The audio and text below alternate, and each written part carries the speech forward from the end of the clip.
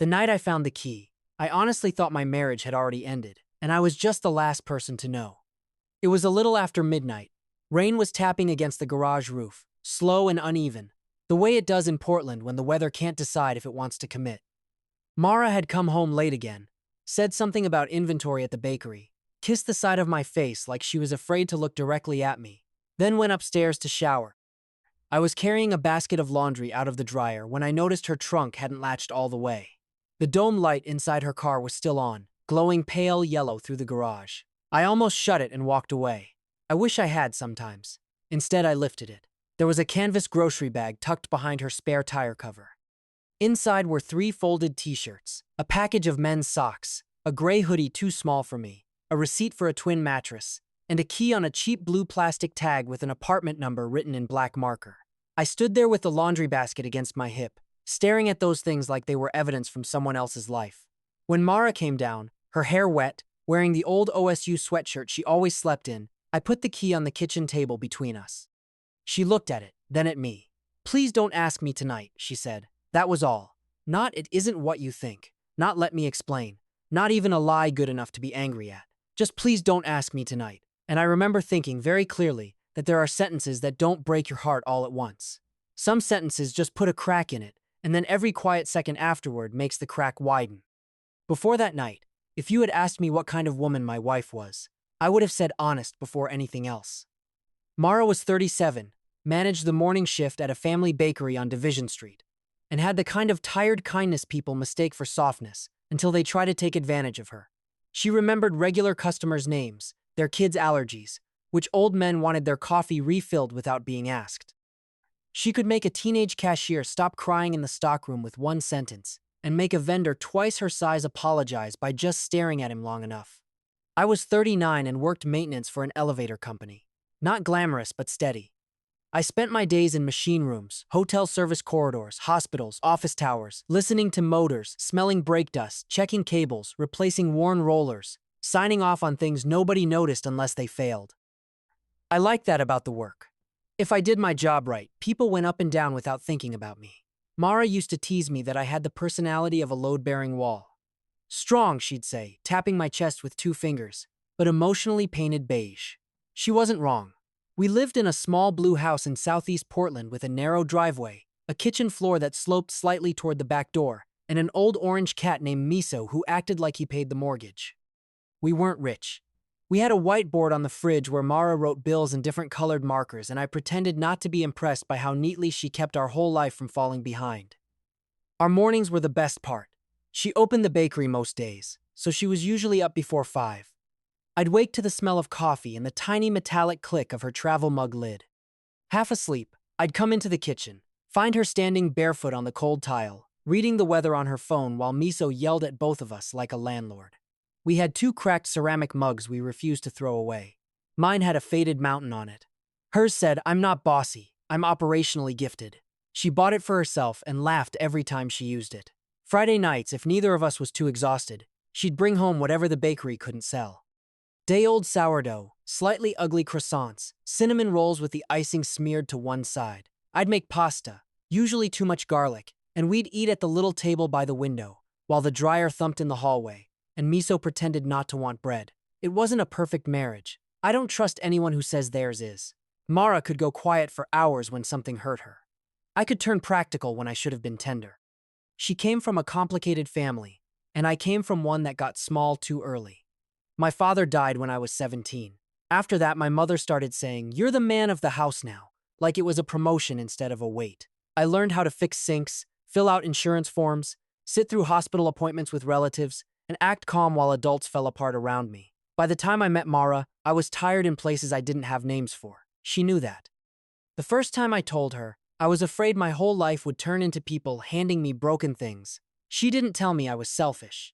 She just put her hand over mine and said, "Then I won't hand you anything without asking first." That sentence was one of the reasons I married her. So when she started hiding things from me, I didn't know where to put it. At first, it was small enough to ignore. She came home later than usual on a Tuesday, carrying a box of blueberry muffins that had gone stale. She said inventory took forever.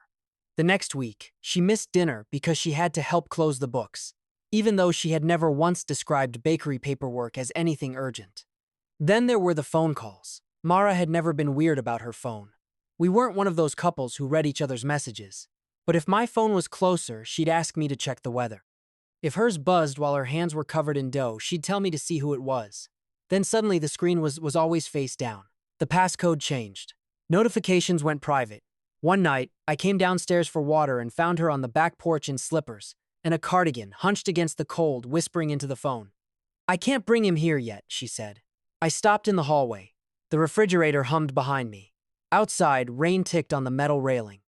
After she hung up, I stepped into the kitchen and asked, as evenly as I could, "Who can't you bring here?" She startled. Actually startled, like I had caught her doing something. "No one," she said too quickly. "Mara," she rubbed her forehead. "It's a customer situation. This guy keeps coming into the bakery and asking for special orders we can't do." I was talking to Lena about how we can't bring him into the back office. It was such a clumsy explanation that I almost felt embarrassed for both of us. But I nodded.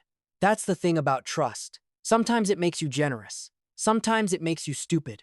Most of the time, you can't tell which one you're being until later. The odd purchases came after that. I handle most of our repairs, but Mara handles the budget because she's better at making numbers behave. We have a joint account for the mortgage, groceries, utilities, the boring adult stuff. I don't inspect every dollar. I never had to. Then I noticed little charges I didn't recognize. Not huge amounts. $46 at Target, $22 at a pharmacy across town, $68 at a home goods store. Cash withdrawals of $80 or $90, always on days she worked late. When I asked, she said, "Just family stuff." "What family stuff?" She dried a plate that was already dry. "My mom needs help with some things." Her mother lived in Salem with her third husband and had a long history of treating Mara like an emergency contact instead of a daughter. That answer should have made sense. But then I found the receipt in the trash. It had been folded twice and pushed under coffee grounds, like whoever threw it away wanted it to disappear without making a decision about shredding it. On it were towels, a cheap desk lamp, canned soup, cold medicine, a pack of razors, and twin sheets. Twin sheets. I stood in the kitchen with my hand in the trash like an idiot, listening to miso crunch kibble behind me. That night, Mara came home smelling like rain and sugar, and I tried to ask gently. I really did. "Are we okay?" I said. She looked up from unlacing her boots. "What do you mean?" "I mean, you're gone a lot. You're spending money on things you don't talk about. You changed your phone passcode." Her face closed in a way I hated, because I knew it meant she was deciding what version of the truth I could handle. "I'm dealing with something," she said. "Something that includes twin sheets?" Her eyes flicked toward me, then away. "I'm not ready to talk about it." That sentence did something ugly inside me. I wanted to be patient. I wanted to be the man who sat down, took her hand, and said, "Take your time." But a darker voice was already speaking from somewhere old and scared. "She is building a room in her life where you are not allowed." I started noticing everything. The gray hoodie on the back seat of her car. The way she checked the rear-view mirror before pulling out of the driveway. The bakery box she carried out full and came back with empty, even though she said she hadn't visited anyone. The second toothbrush that appeared in a shopping bag and then vanished before it reached our bathroom. I did things I'm not proud of. I memorized the nights she was late.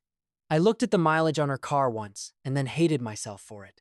I drove past the bakery after one of my calls ended early and sat across the street with a gas station coffee cooling in my cup holder, watching through my windshield as employees came and went. I kept telling myself I wasn't spying. I was trying to understand. That's another lie people tell themselves when they're already doing the wrong thing. One Thursday, she left the bakery at 7:12 p.m. and didn't take the route home. I followed from 3 cars back, my headlights off at red lights when I could get away with it, my stomach tight enough to hurt. She drove east, past streets we almost never used, into a neighborhood of old brick apartment buildings and corner stores with metal grates pulled halfway down. She parked outside a 3-story building with a flickering sign that said Larkspur Court. Mara got out carrying 2 grocery bags and a rolled blanket under one arm. I parked across the street behind a delivery van and watched my wife climb the stairs to the second floor. The rain blurred everything. The windshield wipers squeaked. My coffee had gone cold. I remember gripping the steering wheel so hard my thumb started to ache. A light came on behind a thin curtain in one of the upstairs units. I saw Mara's shape cross the room. Then another shape passed behind her. Tall but not fully grown. Male, I thought. A boy, maybe. A young man. I couldn't breathe right. There are moments when jealousy doesn't feel hot. It feels quiet and freezing. It makes the world narrow down to a single lit window, and every story you were afraid to imagine starts arranging itself like it has been waiting for permission. She stayed 53 minutes. I know because I watched the clock the whole time. When she came home, I was sitting at the kitchen table with my work boots still on. She kissed my head, noticed I didn't move, and said, "Long day?" I looked at her hands. She had a small red mark near her thumb, like she'd been carrying something heavy. "Yeah," I said. "Long day." The next morning, I found the note. Mara had thrown her coat over the back of a chair the night before. That wasn't like her. She was tidy in a way that made mess look personally offensive. I picked it up to hang it by the door, and a folded piece of paper slipped from the pocket. I wish I could say I hesitated. I didn't. It was a scrap torn from the bakery's order pad. On it, in Mara's handwriting, was the name Eli, the apartment number, and one sentence underlined twice. "Don't let Daniel know until he's safe." I read it 3 times. Not until I explain. Not until we talk. Until he's safe. My first thought was that someone had convinced my wife I was dangerous. My second was worse, that she knew exactly how bad this looked and had decided protecting him mattered more than telling me the truth. Later that afternoon, I came home early because a service appointment got canceled. Mara was in the laundry room, phone pressed to her ear, speaking in that careful low voice again. "He can't find out yet," she said. "He'll think I betrayed him." I backed away before she saw me. By evening, something in me had gone very still. I didn't yell when she came home. I didn't pace. I didn't ask fake casual questions. I waited until she put her keys in the ceramic bowl by the door, took off her coat, and walked into the kitchen. Then I placed everything on the table. The blue tagged key, the mattress receipt, the note with Eli's name, the receipt for the sheets and cold medicine. Mara stopped so suddenly one of her boots squeaked against the floor. "Who is Eli?" I asked. All the color went out of her face. For a second, I thought she might actually tell me. Her mouth opened. Her hand lifted halfway, like she was reaching for something invisible between us. Then she whispered, "Daniel, please." I laughed once, not because anything was funny, because if I didn't, I was afraid I might break something. "No," I said. "No more, please. No more tonight. No more later." "Who is he?" She gripped the back of the chair. Rain clung to her hair and the shoulders of her coat. She looked exhausted, but all I could see was that she still wasn't answering. "You don't understand," she said. "Then make me understand. I need a few more days." "A few more days for what? To move him somewhere else? To get your story straight?" Her eyes filled. "That's not fair. None of this is fair. I know. No, I don't think you do." My voice was low, which somehow made it worse. "I found a key to an apartment, clothes, a mattress. You're taking calls outside. You changed your passcode. You wrote down that I shouldn't know until he's safe. And now you're standing in our kitchen asking me to keep waiting, like I'm some kind of stranger you owe a press release to." She flinched at that. Good, I thought, and immediately hated myself. Mara sat down slowly, still wearing her wet coat. Between us, the key looked small and stupid beside the salt shaker. "I was trying to keep you from carrying one more broken thing," she said. That stopped me for half a second. Then the anger came back, not as fire but as armor. "You don't get to decide that by lying to me. I didn't know how to tell you. Try the truth." She pressed both hands over her mouth. A tear slipped down between her fingers. I had seen Mara cry before at funerals. During movies, she insisted we're not sad. Once when Miso disappeared for 6 hours and came back with leaves stuck to his tail. But I had never seen her cry like that, like she was holding a door shut with her whole body, and something on the other side was stronger than she was. Still, she didn't tell me. I stood up. "If you can't tell me the truth in our own house," I said, "then I don't what this house is anymore." I slept on the couch that night, if you can call staring at the ceiling until dawn sleeping. At 6:03 in the morning, Mara came downstairs wearing the same sweatshirt from the night I found the key. Her eyes were swollen. She had her phone in one hand and the blue key in the other. "Get dressed," she said. I sat up. "I'll show you." We drove in silence. Portland was gray and wet and half awake. Delivery trucks hissed along the curb. People in raincoats stood at bus stops holding coffee cups close to their chests. Mara kept both hands on the wheel even when we were stopped. At one red light, I noticed her left hand shaking. I wanted to ask if she was okay. I didn't. When we reached Larkspur Court, she parked behind the building. The stairwell smelled like damp concrete and old paint. On the second floor, she paused outside apartment 214 and closed her eyes for 1 second before unlocking the door. The apartment was small, bare but clean. There was a twin mattress on the floor with navy sheets, a desk lamp on an overturned milk crate, 3 cans of soup stacked beside a hot plate, a pair of sneakers by the wall. The gray hoodie hung over the back of a folding chair. On the mattress sat a boy with dark hair and Mara's eyes. He was thin in that teenage way where the body hasn't decided what shape it's going to become yet. One sock was black, the other white. He had a book open on his lap, but he wasn't reading it. When he saw me, he stood too fast. "This is Daniel," Mara said softly. "My husband." The boy looked at her first, asking permission without words. Then he looked at me. "Hi," he said. I couldn't make my mouth work. Mara stepped beside him, not touching him, but close enough that I understood. "This is Eli," she said. "My brother." I turned to her. "What?" "My half-brother," she said. "My mom's youngest." I knew Mara had a younger half-brother somewhere. I had heard his name maybe twice in all the years we'd been together, always in passing, always with Mara changing the subject afterward. Her mother's third husband didn't like Mara, and Mara didn't like talking about that house. I had respected the silence because I thought silence meant distance. I didn't know silence could mean danger. Not the movie kind, the quieter kind. The kind made of control, fear, locked doors, taken phones, adults deciding a kid is a problem instead of a person. Mara explained in pieces. Eli had called her from a borrowed phone 3 weeks earlier. He was 17. He had been pulled out of school for homeschooling that wasn't really schooling anymore. His stepfather controlled where he went, who he talked to, what money he had, even whether he could keep his own ID. Mara had tried to get their mother to help. Their mother said Mara was exaggerating.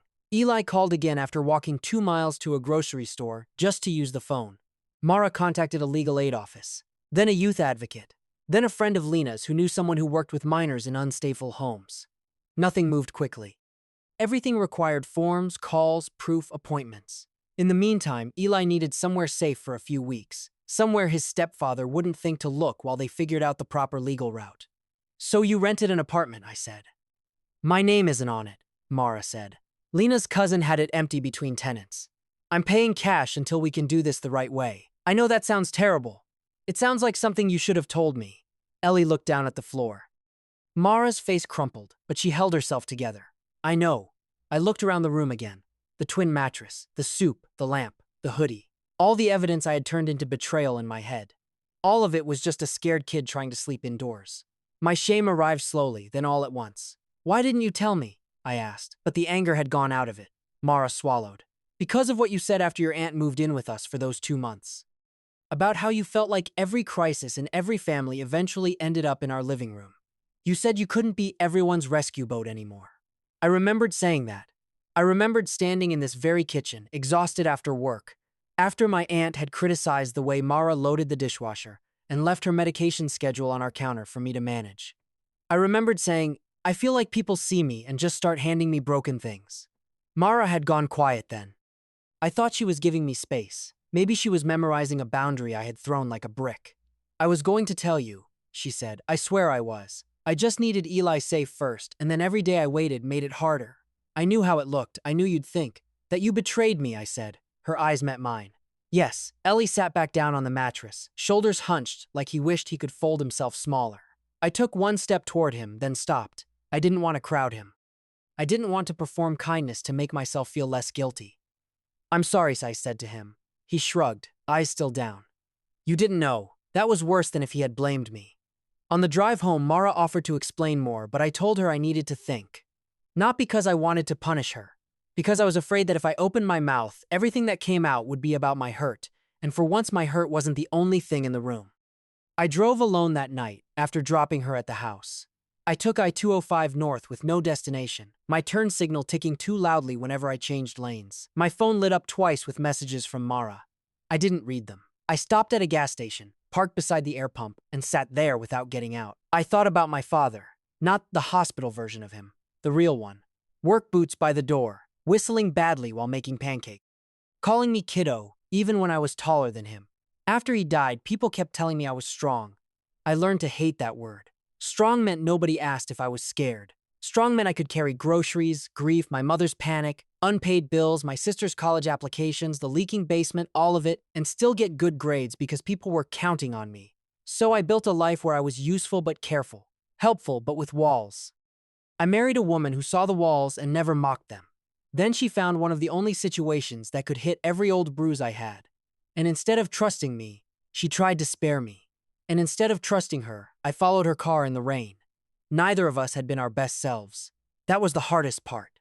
It would have been easier if one of us had been clearly wrong and the other clearly right. Life almost never gives you that kind of clean math. When I came home, Mara was sitting at the kitchen table. The overhead light was off, only the stove light was on, making everything look yellow and tired. Miso was curled in the chair beside her like a witness. I read your texts, I said. She nodded. I'm sorry I followed you.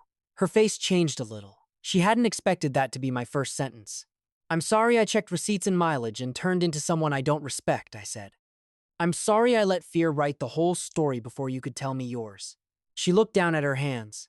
I'm not sorry for needing the truth, I added. But I'm sorry for how I went looking for it. Mara wiped her cheek with the heel of her hand. I'm sorry I lied by omission. I kept telling myself I was protecting everyone, but I think maybe I was also protecting myself from seeing your face when I asked for help. I sat across from her. You should have asked.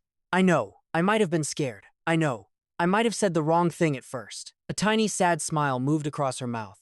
I know, but I deserve the chance to be better than my worst fear. That broke her. She covered her face and cried quietly but completely. I reached across the table, not sure if I was allowed to, and put my hand over her wrist. After a second, she turned her hand and held on. We didn't fix everything that night. People love to say the truth sets you free, but sometimes the truth just gives you a map of the damage. The next few days were practical because practical was the only language I trusted when emotions got too large. Mara made calls while I sat beside her. Legal aid, a youth advocate, a counselor recommended by someone at Lena's church.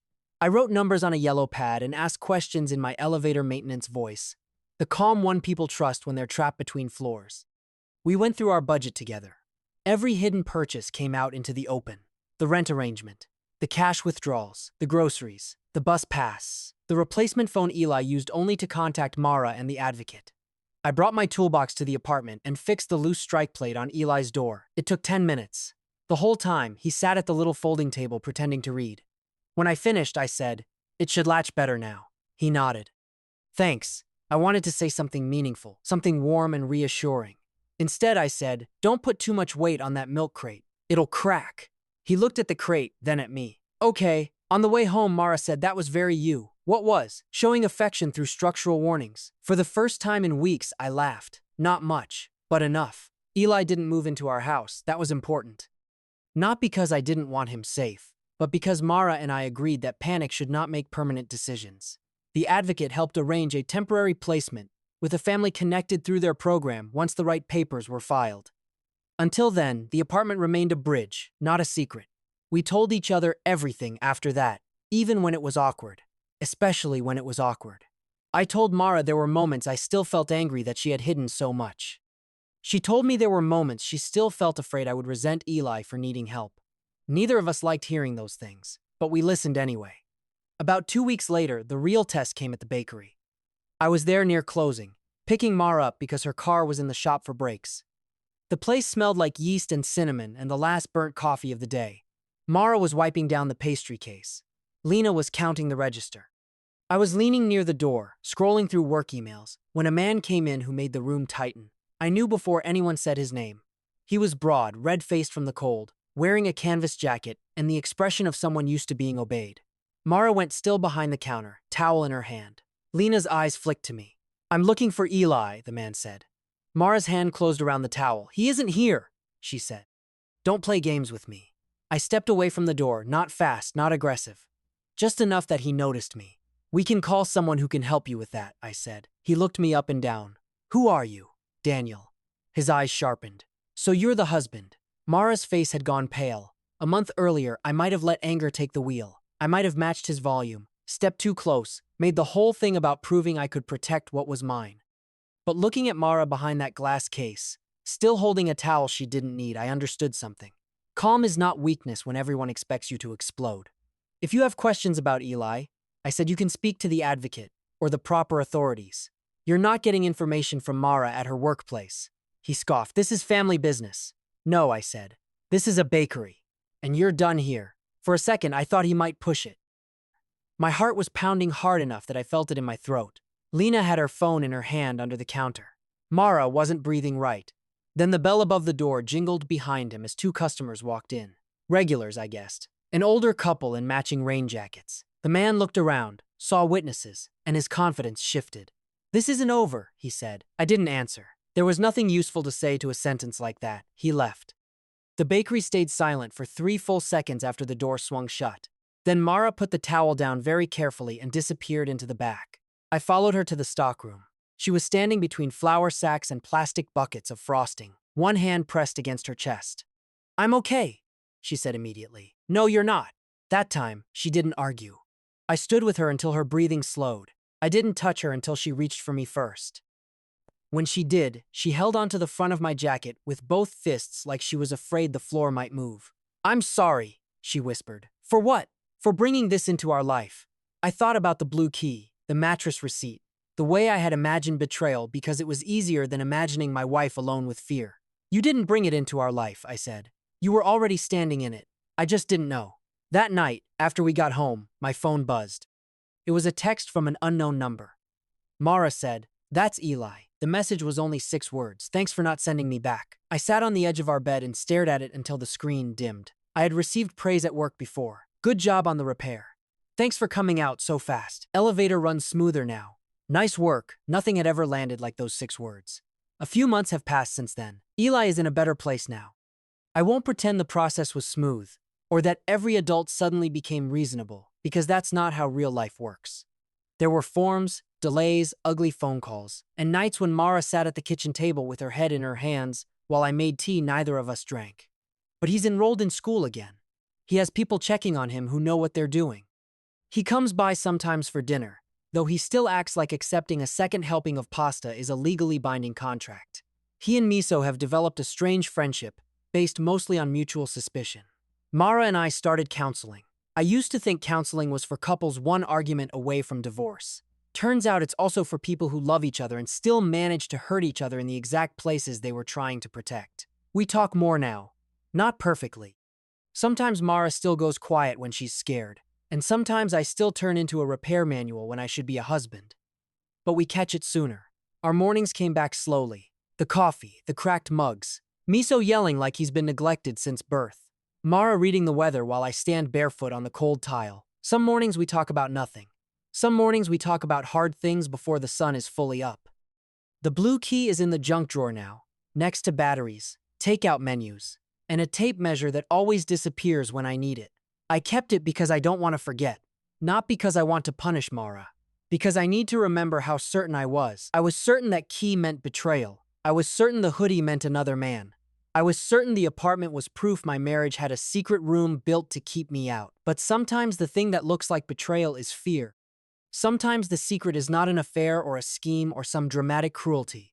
Sometimes it is someone you love standing between two hurting people, making bad choices for understandable reasons, hoping silence can hold the world together for one more day. It can't. Silence protects for a moment, maybe.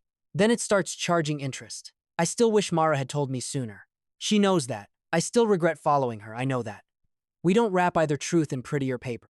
But a few nights ago, we were cleaning up after dinner. Eli had come over and eaten half a loaf of garlic bread by himself. Miso had fallen asleep on his backpack. Mara was washing dishes, and I was drying them with a towel that had a hole in one corner.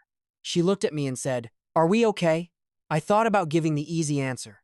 Instead, I put the plate down. "We're healing," I said. She nodded like that was better than okay. Maybe it was. Later, after the house was quiet, I found her standing by the junk drawer with the blue key in her palm. "I hate this thing," she said softly. "I know. Do you want me to throw it away?" I looked at the key, then at her. "No," I said. "Not yet." She studied my face, trying to read whether that meant I was still angry. So I took it from her, set it back in the drawer, and closed it. "Someday," I said, "when we don't need the reminder." Mara leaned her shoulder against mine. Outside, rain moved softly through the dark, steady, and familiar. In the kitchen, our 2 cracked mugs sat side by side into the sink, waiting for morning.